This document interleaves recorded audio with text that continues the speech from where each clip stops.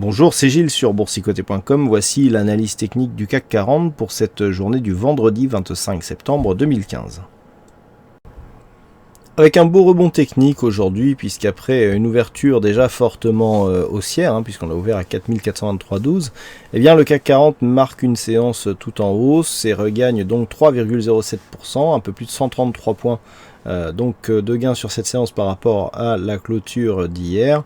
Et donc le CAC 40 clôture à 4480,66. Donc un beau rebond, mais nous allons voir que ce rebond n'est que technique, puisque malgré ici la bonne dynamique que nous avons eue suite à l'intervention de Madame Yellen hier soir, eh bien on est venu valider ici cette ancienne zone de support 4496,54 comme une zone de résistance. Donc comme je le disais sur l'analyse intraday à 13h, eh bien on est en train de transformer ici cette zone de support qui était significative en zone de résistance, ce qui reste un setup plutôt baissier.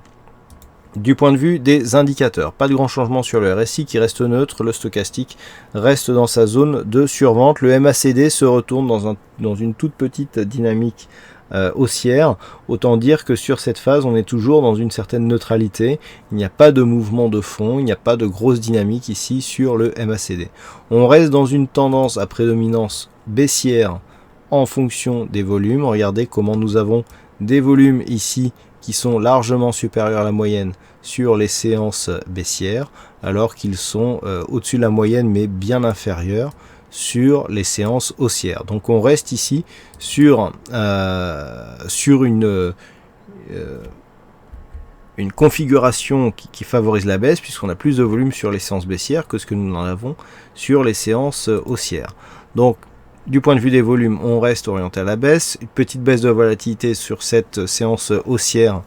Donc là aussi c'est plutôt baissier, puisqu'on a plus de volatilité et de volume sur les séances qui sont dans la phase de tendance.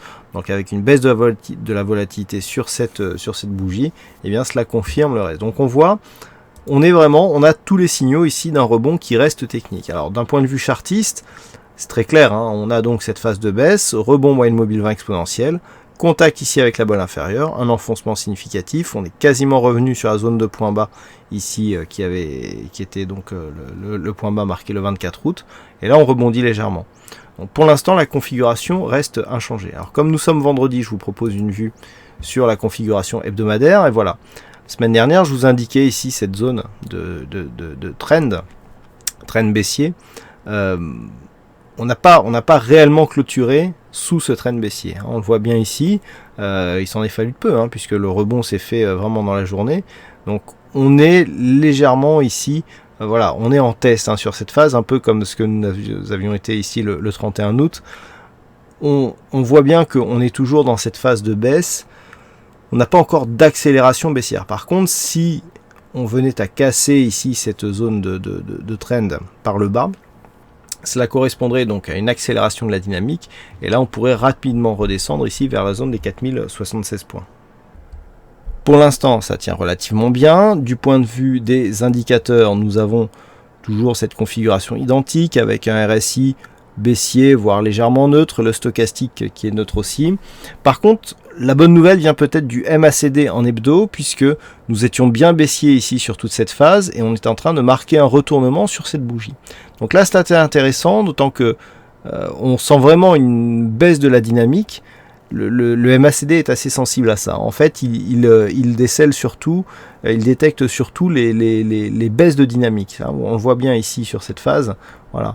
Là on a sur ce trait le dernier histogramme ici vert, donc on a ici une dynamique qui vient jusque là, donc qui est haussière, d'accord, et ensuite on a le MACD qui se retourne ici, et en fait la dynamique s'arrête peu après. Alors il n'y a pas toujours un retournement, le MACD est très sensible au changement de tendance et au changement de dynamique, et en fait c'est relativement clair. Là on le voit sur cet exemple, on enfonce ici la bande de Bollinger sur toute cette phase, et à partir du moment où vous voyez le MACD se retourne, eh bien regardez ici l'enfoncement, on est vraiment après le trait, puisque l'histogramme devient rouge ici sur cette bougie. Et bien après on change de trend ici et on n'enfonce plus la bande de Bollinger, on s'en éloigne même. Et bien c'est là que le MACD est intéressant, c'est que un changement de dynamique qui ne se voit pas à l'œil nu, sur lequel il faut vraiment marquer les détails, eh bien lui il va nous le signaler tout de suite. Et là c'est ce que l'on voit ici, hein, on a un peu plus de dynamique ici sur cette phase, et là eh bien le MACD lui il détecte une baisse de la dynamique. Donc c'est assez intéressant parce que lorsque l'on regarde quand même cette bougie hebdomadaire, on a une ombre basse qui est assez fortement développée, on a des volumes qui sont légèrement supérieurs à la moyenne, donc je dirais que c'est un petit élément qui pourrait plaider en faveur d'un rebond technique. Alors pour que ce rebond technique existe, on le voit bien sur la vue hebdo, et on va même agrandir un petit peu la page, voilà. Ça saute aux yeux, hein, la zone qu'il faut franchir pour valider ce rebond technique, qui est impulsé justement par cette ombre basse et par le MACD, eh bien c'est tout simplement le plus haut de la bougie actuelle, à savoir 4598 points. On va retrouver ce niveau sur la vue daily. Mais sinon, on le voit ici sur cette phase, on a hop, accélération, rebond technique, phase de stabilisation.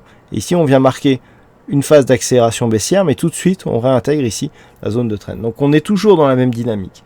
Dynamique de consolidation moyen terme suite à une forte phase de hausse. Le point noir, c'est qu'on a cassé le retracement des 61,8% et que statistiquement, on a plus de chances de revenir ici sur cette zone des 4076. Pardon. On n'en est pas encore là. La mauvaise nouvelle, par contre, c'est que pour la première fois, à part sur cette bougie où l'enfoncement est très très faible, on ouvre et en clôture sous le retracement à 61,8%. Donc ça, je dirais que ça serait plutôt baissier et que ça serait plutôt un élément qui aurait tendance à nous emmener vers le bas. Mais là, on a un petit peu des signaux de chaque côté. Donc pour valider la poursuite d'un rebond technique, ici on a une belle loi de dos sur ces trois bougies. Hein. Ici, 1, 2, 3.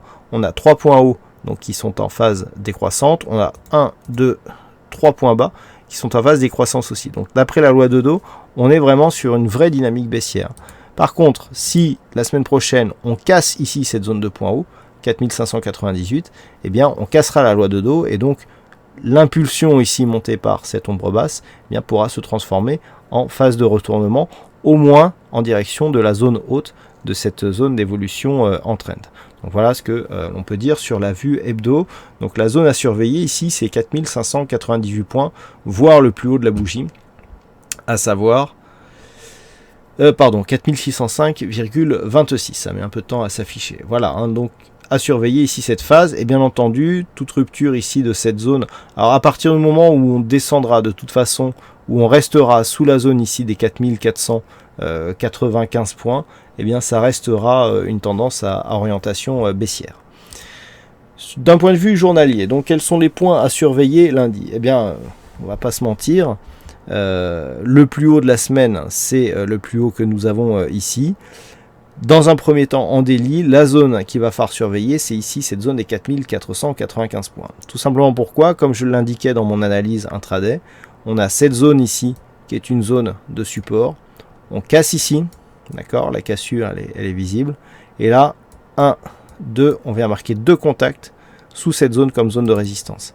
Tant qu'on en est dans cette configuration-là, c'est très baissier. C'est-à-dire que la probabilité, elle est toujours dans la poursuite du mouvement baissier en direction des 4230.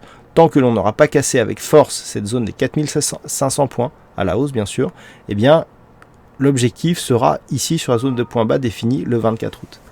Tout dépassement ici de cette zone, des 4500 points, pourrait nous ramener ici dans cette zone d'évolution neutre. Ce qui serait intéressant dans ce cas-là à surveiller, c'est le fait que nous avons ici une succession de points bas, du coup, qui deviendrait haussière, là où les points hauts, eux, sont pour l'instant toujours baissiers. La réintégration ici de cette zone ne voudrait pas dire retournement, mais serait un premier signal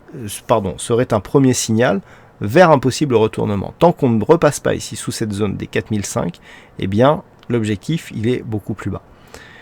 Donc, ça, c'est la zone charnière, la zone ici des 4500 points. Et puis, à la baisse, ce qu'il faudra surveiller, donc, c'est cette zone ici intermédiaire des 4415.